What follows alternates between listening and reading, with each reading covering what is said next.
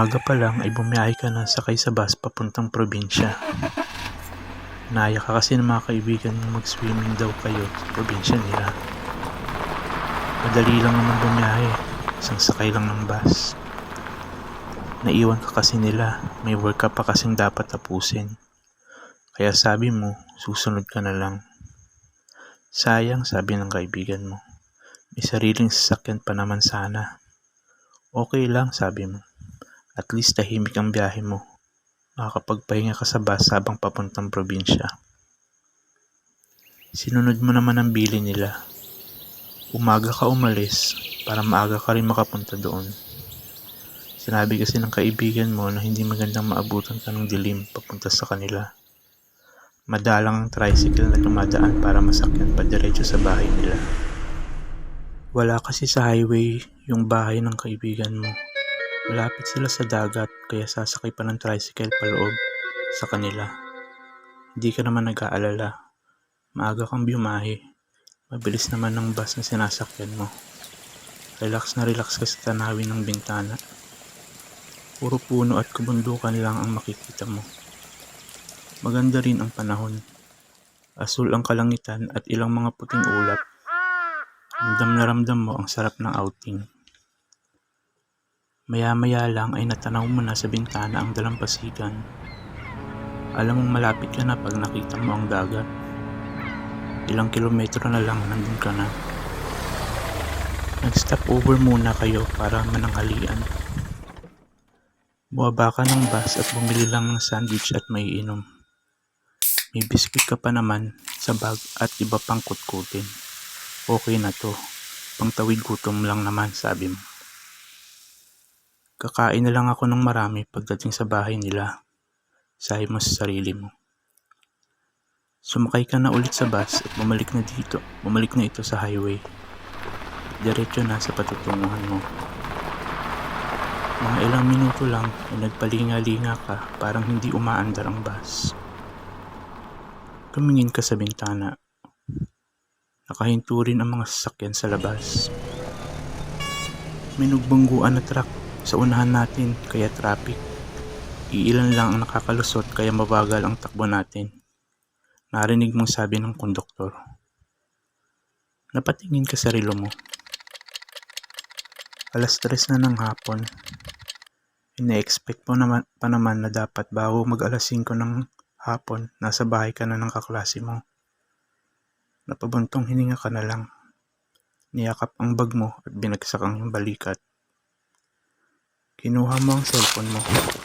Tinext mo na sila, di ba kagabihin ka dahil sa traffic. At yun na nga, 8:00 na ng gabi. Saka ka ibinaba ng bus sa waiting shed. Napatingin pa sa'yo yung driver at konduktor. Waring may gustong sabihin. Kita sa mukha nila ang pag-alala. Ingat ka dyan, sabi ng konduktor. At umandar na nga ang bus na sinundan mo ng tingin na nagtataka. Umupo ka na sa waiting shed. Buti na lang kahit luma na ang waiting shed, ay maayos ang bubong nito. Di ka mababasa pag umulan. Tinignan mo ang paligid. Para kang nasa gitna ng kawalan. Walang mga poste ng ilaw. Madilim na highway lang ang nasa harap mo. Sa likuran mo naman ay gubat. Walang kabahayan na matatanaw. Liwanag lang ng buwan ang tanging ilaw mo. May isa pang eskinita kang nakita. Inisip mo na baka yun ang daan papunta sa kaibigan mo.